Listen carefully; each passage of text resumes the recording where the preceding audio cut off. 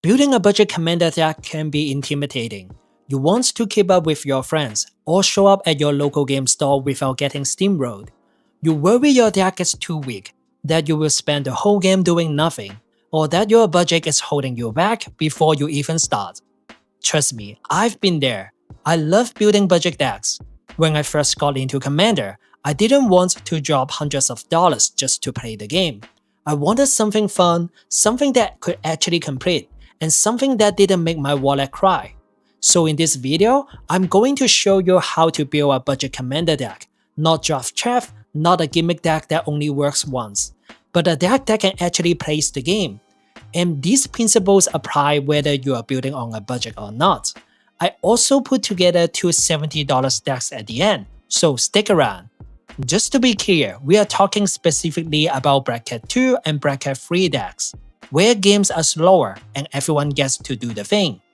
So, what actually matters when you are building a budget deck?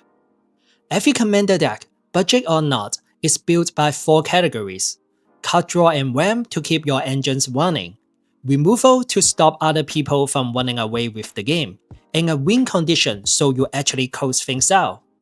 But before any of that, the very first thing I do is pick my commander. Your commander isn't just the color identity, it's your engine, your game plan, and honestly your biggest budget hack.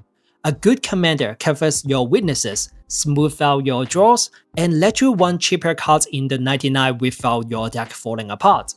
Because at the end of the day, the two things that win commander games are mana advantage and card advantage. The more resources you generate, the more spells you cast, the easier it is to outvalue your opponents, even if your cards only cost 25 cents. Let's look at a real example. Helga, Skittish Seer. Helga draws you a card every time you cast a creature with mana value 4 or greater, and she gives you extra mana to cast more big creatures. She's your entire engine sitting in the command zone.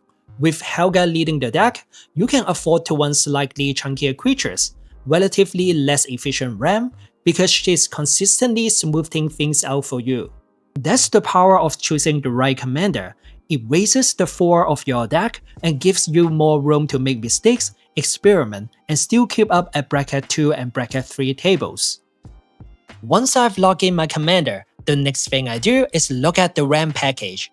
Having more mana throughout the game is huge. It lets you double spell, cast your creature while holding up interaction, or rebuild after a board wipe. And if you're a newer player, here's the easiest rule you can follow. Look at your commander's mana value, then build your RAM package around getting them out one turn early. If your commander costs 3 mana, you want to RAM on turn 1 with a Mana Dark or Utopia Spore. If your commander costs 4 mana, you can RAM on turn 2 with your Arcane Signet or Farewell Stone. As a baseline, I like to have 10 to 12 pieces of RAM in most decks. You can adjust up or down depending on your curve, but that range keeps your deck from stalling out. If you're in green, great, you get the best land RAM package in the format, and most of it is cheap. Just pick the ones that fit your budget. If you're in any other colors, don't stress. Mana rocks are completely fine, even if they can be destroyed. They are not just RAM, they also fix your colors.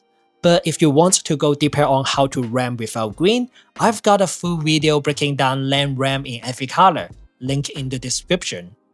However, RAM cannot save you from you miss your land drops. Hitting your land drop every single turn is the foundation of winning a game. Lands are the most reliable resources in Commander, and budget decks especially need that consistency. So don't skimp on them. Run at least 37 or 38 lands. After RAM, the next thing every deck needs is card draw. This is where most budget decks fall apart. If you are top decking on turn 6, you're basically out of the game. Card draw is what keeps your deck moving. It replaces the weakest cards in your 99 with more cards. And more cards mean more options, more answers, and more ways to actually execute your game plan. I like to have 12 to 15 pieces of card draw in any deck. They can be repeatable card draw or big mana draw spells. Pick one that fits your game plan. If your deck cares about creatures, one creature-based draw like a Welcoming Vampire. If your deck cares about attacking, Toski, and Waterbending Ascension are your best friends. If your commander cares about a specific thing, just lean into it. And remember, you don't need fancy $20 staples. You just need consistent ways to see more cards than your opponents. So you have got your engine online, you have got card draw to keep your hand full. Now you need removal. Removal is what keeps you alive. It deals with your opponent's threats, clears blockers out of your way, and stops someone from comboing off before you are ready. For most budget decks, I recommend to have 10 to 12 pieces of removal. That should give you a good chance of seeing 1 or 2 each game.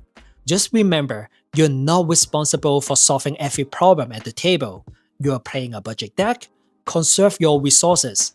Remove the things that actually matter to your game plan and let the table handle the rest. Focus on developing your board and pushing your strategy forward.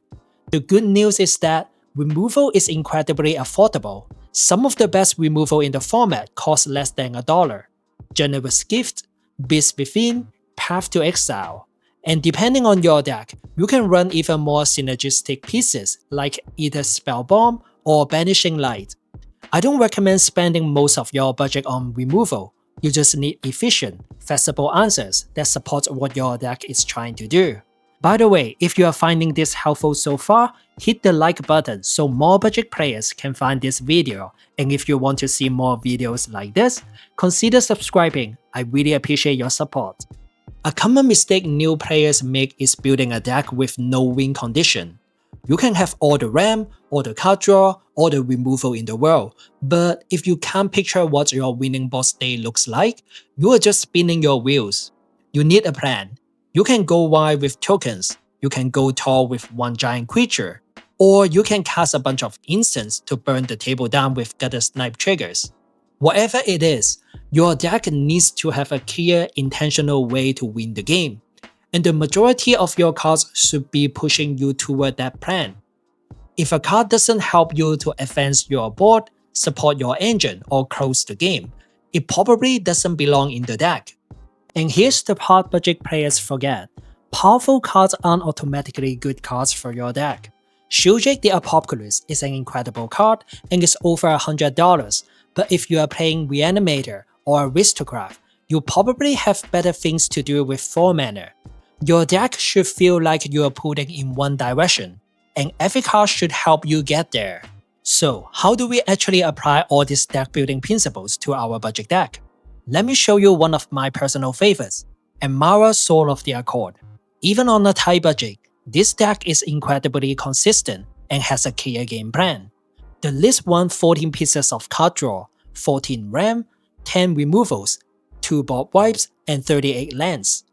You are going to cast Emmara on turn 2 every game. That guarantees she gets a free attack on turn 3. And every time she becomes tapped, she makes a 1/1 soldier token with lifelink. We also run a bunch of spells and creatures that tap Emmara without sending her into combat.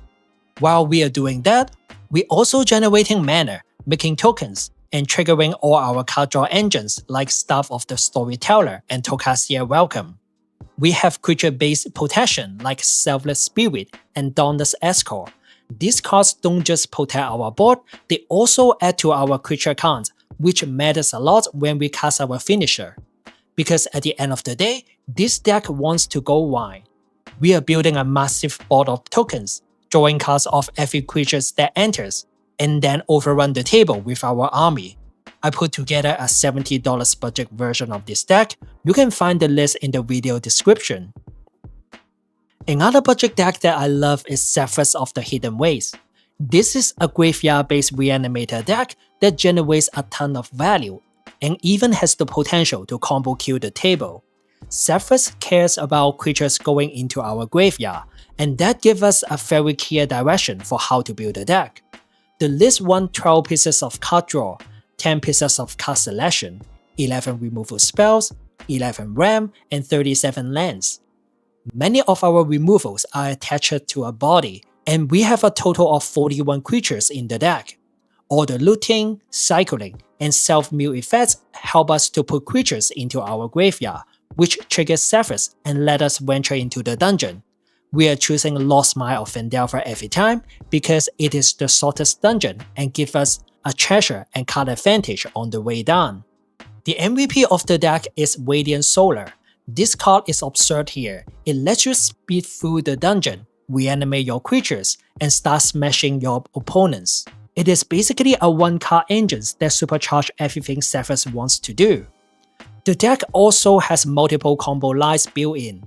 Karmic Guy and Reverak plus any set outlet give you infinite ETBs, infinite death triggers, and infinite recursion of creatures with power 2 or less. Abdel Agent enables several loops that create infinite 1/1 soldier tokens. And here's the part people always get wrong. You absolutely can build a consistent 3-color deck on a budget. This entire list costs around $70, and it still gives you a powerful, reliable engine, multiple win conditions, and the joy of assembling your combo without needing expensive staples. So that's how you build your budget commander deck. Not a pile of random good stuff, but a list with a plan and a win condition. Pick a commander that actually supports your strategy.